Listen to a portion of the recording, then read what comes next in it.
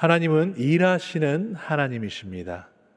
하나님은 창세 때부터 지금까지 계속해서 일을 하고 계십니다. 그래서 예수님은 아버지께서 일하시니 나도 일하신다라고 다음과 같이 말씀하십니다. 요한복음 5장 17절에 보시면 예수께서 그들에게 이르시되 내 아버지께서 이제까지 일하시니 나도 일한다 하시매.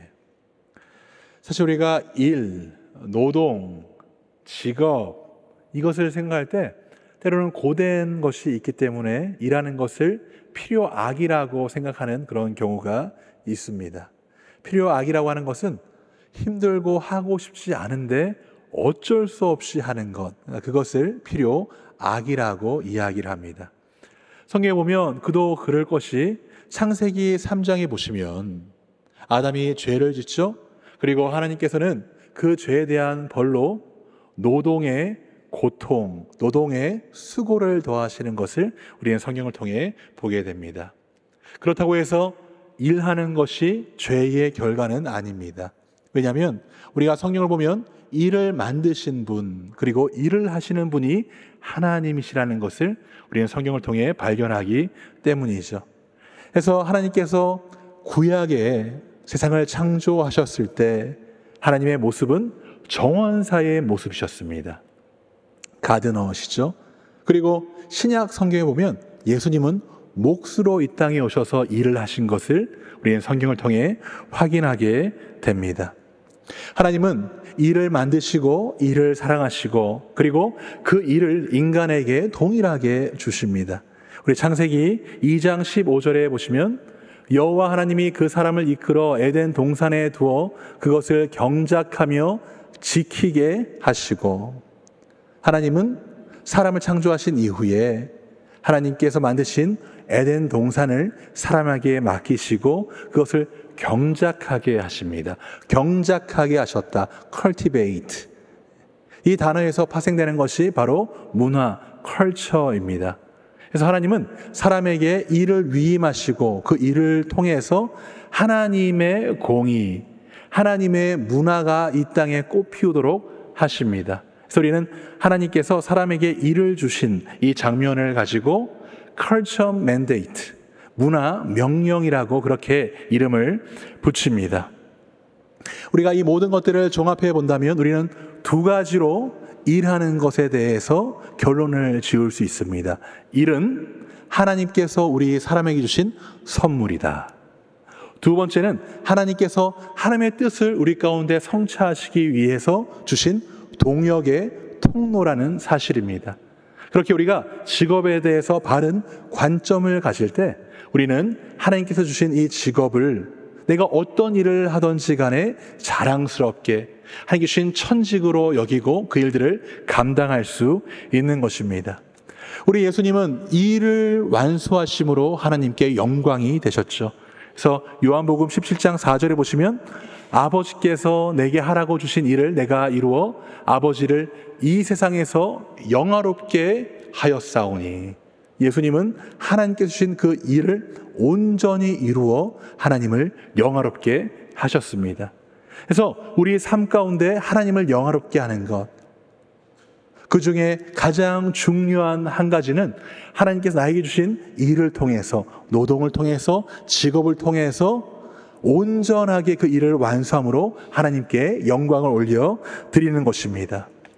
그렇다면 우리는 어떻게 하면 하나님께서 나에게 주신 이 직업을 하나님과 함께 동역하는 동력의 통로로 만들 수 있을까요?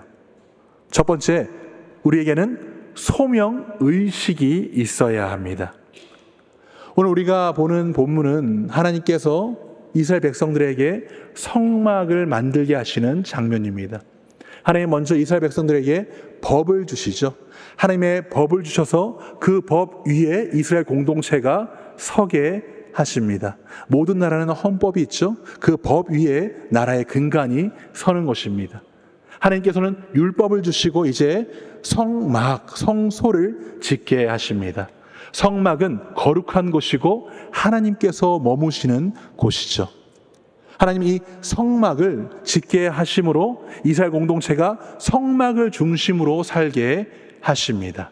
하나님의 임재를 중심으로 살게 하는 것입니다. 그래서 이스라엘 백성은 하나님의 놀라우신 은혜에 따라 하나님 법 위에 그 나라가 서고, 또한 모든 생활 가운데 하나님의 임재함을 중심으로 살게 되는 것입니다. 그 성막을 만드는 장면, 이것이 바로 오늘 우리가 보는 본문입니다. 하나님께서 이 중요한 성막을 만드시는데 하나님은 두 사람을 부르십니다. 한 사람은 금세공업자 부살렐이고, 두 번째 사람은 면직업자 오홀리압입니다. 오늘 본문 35장 30절에서 34절을 읽겠습니다. 모세가 이스라엘 자손에게 이르되 볼지어다 여호와께서 유다 지파 훌의 손자요 우리의 아들 부살렐을 지명하여 부르시고, 또 그와 단지파 아히사막의 아들 오홀리압을 감동시키사 가르치게 하시며. 여기서 부르셨다라는 표현에서 파생된 단어가 바로 보케이션, 직업이라는 단어입니다. 이 단어는 라틴어 보카치오, 부르심에서 유래된 것으로 영어의 calling, 부르심과 같은 의미를 지닙니다. 그래서 하나님께서 오홀리압과 부살렐을 하나님의 일을 위하여 부르셨다. 이것을 우리는 소명이라고 이야기할 수 있는 것입니다. 제가 막 결혼했을 때 일입니다. 결혼을 하고 이제 유학을 오려고 이제 모든 준비를 마치고 이렇게 오려고 보니까 2달 정도의 시간이 이제 남았습니다. 그래서 제가 2달 동안 처가살이를 하게 되었습니다. 그런데 2달 동안 이제 살려고 하니까 아무래도 저희가 쓰는 돈은 저희가 버는 게 맞겠다, 그런 생각이 들어서 2달 동안 할 아르바이트를 찾아봤습니다. 부산은 뭐가 유명한 도시입니까? 영화. 예. 그때가 이제 부산국제영화제가 하는 때여서 이제 부산국제영화제에 관련된 아르바이트를 찾아봤습니다. 그 중에 한 아르바이트가 제 눈에 띄었습니다. 의자를 5일 동안 설치하는 것인데 일당 6만 원에 점심을 준다. 와, 의자 설치에 일당 6만 원에 점심, 이거다 싶어가지고 제가 갔습니다. 그런데 저의 예상은 완전히 깨졌습니다. 의자를 그냥 이렇게 놓는 것이 아니라 요트 경기장이 있는데 10m 높이의 의자 구조물을 건축하는 것이었습니다. 그래서 저는 태어나서 처음으로 막노동을 5일 동안 하게 되었습니다. 근데 힘쓰는 것이야 제가 이렇게 보면 등치가 있기 때문에 그렇게 어렵지 않았는데, 문제는 10m를 쌓아야 한다. 저는 고소공포증이 있습니다. 그래서 매일매일이 공포와 같은 날이었습니다. 그렇게 이제 5일이 지났는데 저희가 구조물을 설치한 그 주변에 검은 옷을 입은 남녀들이 쫙 서는 것이었습니다. 이 사람들은 누굴까? 제가 물어봤습니다. 누구십니까? 그랬더니 그곳에서 서서 그곳을 지키는 아르바이트생이라는 것입니다. 그래서 제가 물어봤습니다. 그냥 서 있기만 하면 되는 건가요? 그렇대요. 얼마를 받습니까? 7만 원을 받는데요. 와. 그래서 제가 집에 가자마자 또 아르바이트를 검색했습니다. 서서 하는 아르바이트. 그런데 서서 하는 아르바이트가 있는 것입니다. 캐나다 관광청에서 호텔에서 하는 아르바이트인데 5일 동안 그냥 서서 사람들만 안내하면 일당 7만 원에 호텔 뷔페를 점심으로 준다라는 것입니다. 야, 이건 최고다. 그래서 제가 지원해서 갔습니다. 근데 저는 하루 만에 또 엄청난 후회를 하게 되었습니다. 하루 종일 서 있는 것이 그렇게 힘든 건지 몰랐습니다. 무릎이 다 내려앉는 줄 알았습니다. 그래서 그렇게 5일 동안 아르바이트를 하고 하나님께 기도했습니다. 하나님, 제가 이제 아르바이트를 하나 더 하려고 하는데 이번에는 앉아서 할 수 있는 아르바이트를 주세요. 하나님은 신실하신 하나님이십니다. 그래서 저에게 앉아서 할 수 있는 아르바이트를 발견하게 하셨습니다. 이 아르바이트는 고속도로 휴게소에 앉아서 지나가는 바퀴 4개 이상 달린 트럭의 개수를 세는 아르바이트인데 일당이 10만 원입니다. 네. 복음은 나눠야지 제맛 아닙니까? 그래서 제 아내에게 이야기했습니다. 자기야, 최고의 아르바이트를 발견했어. 우리 같이 가서 돈을 법시다. 그래서 아르바이트를 갔습니다. 저는 10월에 부산이 그렇게 추운 줄 몰랐습니다. 한 자리에 앉아서 계속해서 그 차를 세는데 정말 그 추위가 뼈를 애는 듯한 고통. 저는 그날 이후로 제 아내에게 무엇을 먼저 하자 이야기를 하지 못합니다. 제가 그렇게 일을 하고 나서 두 가지를 깨닫게 되었습니다. 첫 번째는 세상에 쉬운 일이 하나도 없다. 두 번째는 세상에 쉬운 일이 하나도 없기 때문에 천직이라는 마음, 하나님께서 부르신 소명이라는 생각 없이는, 그 마음 없이는 그 어떤 일도 끝까지 할 수 없다라는 결론이었습니다. 하나님께서 나를 부르셨다라는 그 소명의식이 분명할 때 어떤 한 가지 일이라도 나는 끝까지 할 수 있는 것이구나. 오늘 말씀해 보시면 하나님은 이 소명을 부살렐과 오홀리압에게 주심으로 하나님의 일들을 감당하게 하시는 것입니다. 나의 생업, 내가 하고 있는 것, 이 모든 일이 하나님께서 나에게 주신 부르심의 자리라는 사실을 믿으시길 바랍니다. 이 부르심의 자리라고 하는 그 의식이 우리 가운데 있을 때 우리 삶에 일을 하다 보면 여러 가지 어려운 일들을 겪을 수가 있는데 더 이상 그 어려운 것은 어려움으로 남지 않게 됩니다. 항상 좋을 수가 있을까요? 때로는 파도를 치는 것 같은 그런 인생의 계절을 살 때도 있습니다. 내가 열심히 일을 했지만 수익을 잘 내지 못할 때도 있습니다. 하지만 이 자리가 하나님께서 부르신 자리다라고 하는 그 의식이 있다면 우리는 내가 일하는 그곳의 주권을 하나님께 드릴 수 있는 것이고 모든 것을 하나님께 맡길 수가 있는 것입니다. 사랑하는 성도 여러분, 내가 지금 일하고 있는 그곳이 하나님께서 부르신 자리라고 믿으시길 바랍니다. 그리고 그곳이 하나님께서 나를 통해 예배를 받으시는 자리라고 믿으시길 바랍니다. 그 자리에서 최선을 다해서 하나님의 뜻이 내 삶 가운데 이루어질 때 나의 일터는 하나님께 예배하는 자리가 되는 것이고 그곳은 우리 하나님의 이름을 영화롭게 하는 자리가 되는 것입니다. 그래서 종교개혁자 마틴 루터는 다음과 같이 이야기합니다. 우리가 하는 일이 하나님께 드리는 일상의 예배다. 그리고 소명의 저자 오스기니스는 다음과 같이 이야기하죠. 우리는 어떤 일을 하느냐보다 누구를 위해 그 일을 하느냐가 더 중요하다. 그래서 사도 바울 우리에게 다음과 같이 이야기합니다. 골로새서 3장 23절에서 24절 우리 한 목소리 읽어볼까요? 시작. 무슨 일 하든지 마음을 다하여 주께 하듯 하고 사람에게 하듯 하지 말라. 이는 기업의 상을 주께 받은 줄 아나니 너희는 주 그리스도를 섬기느니라. 부르신 자리에서 내가 최선을 다해서 일하는 것, 이것은 우리 주님을 섬기는 것이고 하나님은 그 일을 받으시고 우리에게 하나님의 놀라운 은혜와 축복을 주신다는 사실을 믿으시길 바랍니다. 우리가 가져야 할 첫 번째 의식이 소명의식이라면 이제 두 번째로 가져야 할 의식은 성령의식입니다. 오늘 본문에 보시면 하나님께서 금세공업자 부살렐을 부르시고 그리고 면직업자 오홀리압을 부르실 때 그냥 그 두 사람을 부르실 뿐만이 아니라 그들이 그 일들을 감당할 수 있도록 주의 영, 하나님의 영을 부어주신 것을 우리는 성경을 통해 확인할 수 있습니다. 31절 보도록 하시겠습니다. 하나님의 영을 그에게 충만하게 하여 지혜와 총명과 지식으로 여러 가지 일을 하게 하시되.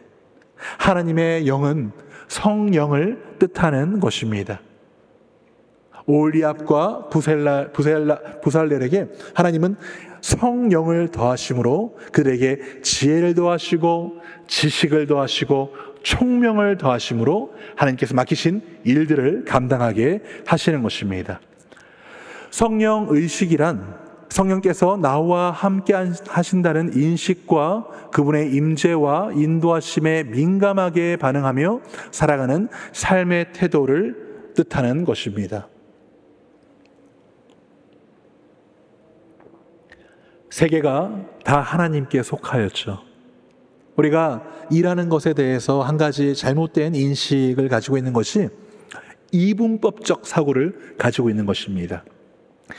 교회에서 하나님 위해서 하는 일은 성직이고 세상에서 내가 하는 일은 세속적인 일이다. 하지만 이 세상은 하나님께서 통치하시는 하나님의 장소이기 때문에 내가 하는 그 모든 일도 성직인 것입니다. 그것을 우리가 바로 안다면 우리가 구해야 되는 것은 부살렐과 오홀리압이 하나님께 받았던 성령 충만함, 성령 충만함을 우리가 구할 때 우리는 비로소 하나님께서 우리에게 허락하신 일들을 능히 감당할 수 있는 것입니다. 우리 하나님의 또 다른 이름이 무엇입니까? 임마누엘 하나님, 우리와 함께 하시는 하나님이십니다. 나의 삶의 자리에, 나의 일터에 하나님을 초청해서 모든 일 가운데 성령의 능력을 구할 때 우리는 하나님께서 맡기신 모든 일들을 온전히 감당할 수 있는 것입니다. 우리가 성령께 나의 삶을 맡겨드리고 성령을 구하기 위해서는 우리는 무엇보다도 성령께서 어떤 분이신지를 알아야 합니다. 첫 번째로 성령님은 지혜의 영이십니다. 선지자 이사야는 성령님에 대해서 다음과 같이 증언합니다. 이사야서 11장 2절 말씀 한 목소리 읽어볼까요? 시작. 그의 위에 여호와의 영 곧 지혜와 총명의 영이요 모략과 재능의 영이요 지식과 여호와를 경외하는 영이 강림하시리니 여호와의 영은 지혜의 영이다. 그래서 지혜의 영이신 성령께서 임하셨을 때 부살렐과 오홀리압은 다음과 같이 일들을 감당할 수 있었습니다. 31절과 35절을 보시면 하나님의 영을 그에게 충만하게 하여 지혜와 총명과 지식으로 여러 가지 일을 하게 하시되 지혜로운 마음을 그들에게 충만하게 하사 여러 가지 일을 하게 하시되 조각하는 일과 세공하는 일과 청색, 자색, 홍색 실과 가는 배의 실로 수놓는 일과 짜는 일과 그 외 여러 가지 일을 하게 하시고 복잡한 모든 일들을 하나님께서는 성령 충만케 하셔서 주의 지혜로 감당하게 하십니다. 우리 성도님들 중에 이 면직에 관련된 일에 종사하시는 분들이 많지 않으십니까? 오늘 오홀리압이 어떤 직업을 갖고 있다고요? 면직업자. 우리가 하나님께 지혜 구할 때 하나님은 더 아름다운 수를 놓을 수 있는 지혜를 주시는 줄 믿으시길 바랍니다. 두 번째, 성령님은 창조의 영이십니다. 하나님께서는 성령을 부으셔서 그로 하여금 창조적인 일들을 감당하게 하십니다. 32절과 35절 하반절에 보시면 금과 은과 노수로 제작하는 기술을 고안하게 하시며 그 외에 여러 가지 일을 하게 하시고 정교한 일을 고안하게 하셨느니라. 여기서 고안하다는 새로운 방법을 만들어내다입니다. 바로 창의성으로 새로운 방법으로 일들을 감당한 것이죠. 성령님은 창조의 영이십니다. 그렇기 때문에 하나님께서 세상을 창조하실 때 성령님께서 성부 하나님과 이 세상을 아름답게 창조하신 것이죠. 그래서 우리 창세기 1장 2절에 보시면 땅이 혼돈하고 공허하여 흑암이 깊음 위에 있고 하나님의 영은 수면 위에 운행하시니라. 하나님의 영, 성령께서 하나님께서 이렇게 아름다운 세상을 만드실 때 영감으로 함께 하셨다. 이것을 우리가 안다면 우리 삶 가운데, 우리 일 가운데 하나님께 하나님 저에게 창조의 영을 부어주셔서 새로운 일들을 하게 하여 주시옵소서라고 우리는 다음과 같이 기도할 수 있는 것입니다. 그래서 유진 피터슨은 일상 부활을 살다 해서 다음과 같이 이야기하죠. 성령은 혼돈을 창조의 기회로 바꾸시는 분이다. 성령과 함께 걷는 삶을 살 때 순간 새로운 삶은 매 순간 새로운 탄생의 공간이다. 사랑하는 성도 여러분, 성실과 창의력이 함께하면 막을 자가 없습니다. 하나님께 창의력을 구하시길 바랍니다.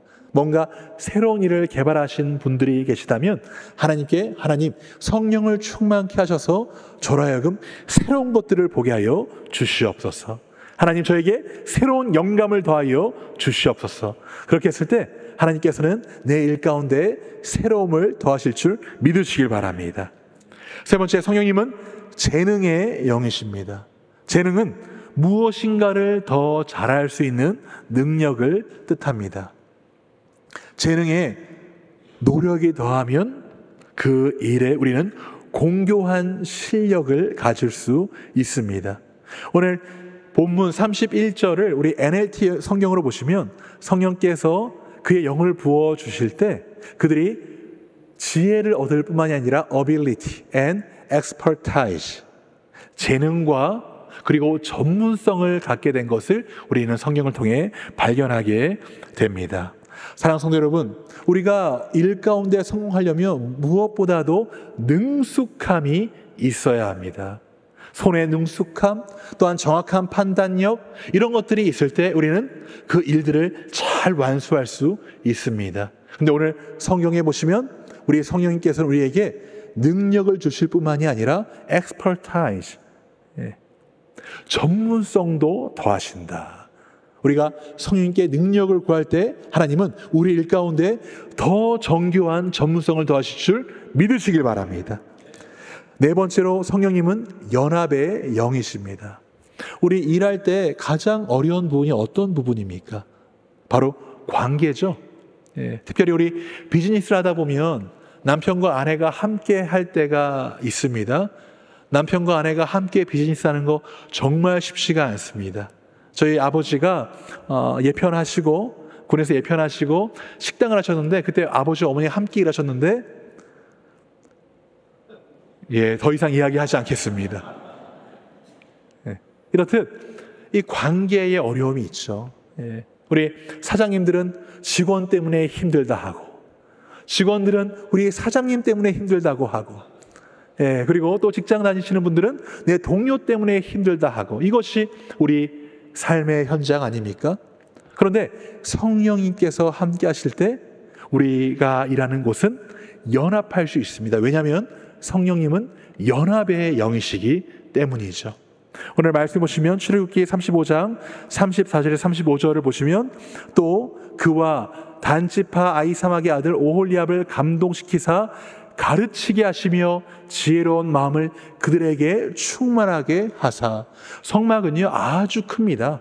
그리고 아주 정교한 일들이 많습니다. 그래서 부살렐과 오홀리압 둘만이 그 성막을 지을 수가 없습니다. 많은 사람들이 합력을 하여야 합니다.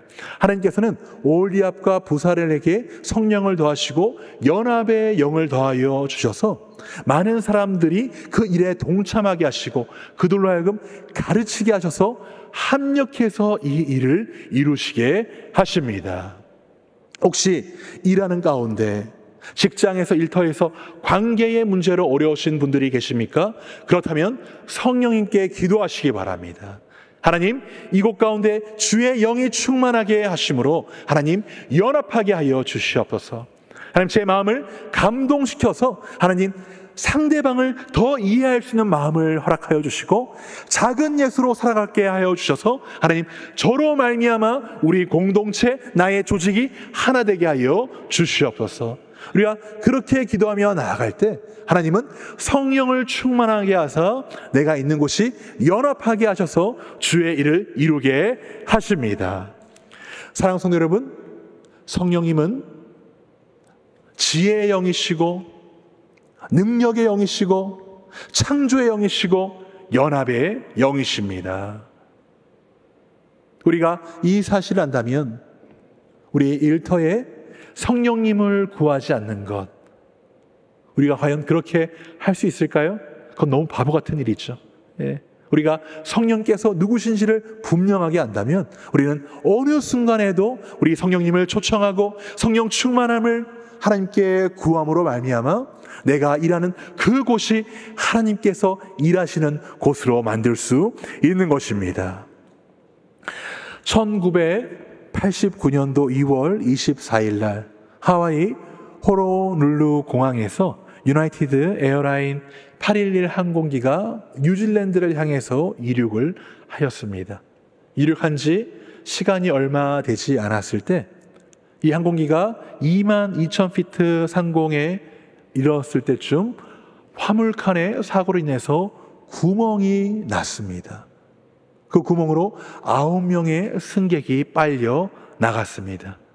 근데 이 항공기가 출발한 지 얼마 되지 않아서 다행히 안전하게 도착할 수 있는 곳이 약 220km 정도 떨어져 있었습니다. 거기까지만 잘 가면 이 비행기는 더 큰 사고를 이제 방지할 수 있는 것입니다. 그런데 여러 가지 어려움이 있었습니다. 첫 번째로 엔진 2개가 고장이 났습니다. 그래서 비행기의 균형을 맞출 수가 없었습니다. 두 번째로 이 비행기가 아주 천천히 가야 되는데 그 시간 동안 다른 승객이 빠질 수 있는 위험이 있었습니다. 그리고 세 번째는 이 항공기가 착륙하려면 일정 속도로 속도를 낮춰야 되는데, 그런데 또 속도를 낮추는 데 있어서는 이 플립이라고 하는 장치가 또 고장이 나서 속도도 이 착륙에 맞는 그 속도로 낮출 수가 없었습니다. 근데 거기다 또 큰 문제가 있었습니다. 보통 비행기가 이륙할 때 많은 연료를 담지 않습니까? 연료가 많이 소진이 되지 않아서 이 랜딩 기어가 착륙하는데 그 무게를 감당할 수 없을 정도로 비행기가 무거운 상태였습니다. 하지만 다행히도 그 안에는 훌륭한 조종사 파일럿이 있었습니다. 데이빗 크로니는 아주 베테랑 그 파일럿이었고, 그리고 그 일 가운데 항상 존경을 받는 그런 파일럿이었습니다. 그는 아주 침착하게 그 모든 상황에 대응을 했고, 그리고 너무 감사하게도 이 항공기는 무사히 착륙하게 되었습니다. 승객들은 다들 환호했고 그 일을 지켜봤던 모든 사람들이 환호했습니다. 그 일이 지나고 며칠 후에 이제 기자가 이 데이빗 크로닝과 인터뷰를 하였습니다. 기자님, 그때 많이 무섭지 않았나요? 화물칸에 구멍이 났을 때, 그래서 승객들이 빨려 들어간다는 소식을 들었을 때, 그때 기장님은 어떠한 생각을 했고 무엇을 하셨나요? 그때 데이빗 크로니는 잠잠히 다음과 같이 이야기했습니다. 승객들의 안전을 위해서 잠깐 기도하고 성령님께 능력을 구했습니다. 그리고 곧바로 일에 집중하였습니다. 세상을 움직이는 리더의 기도라는 책은 리더들이 가지고 있는 습관에 대해서 연구한 책입니다.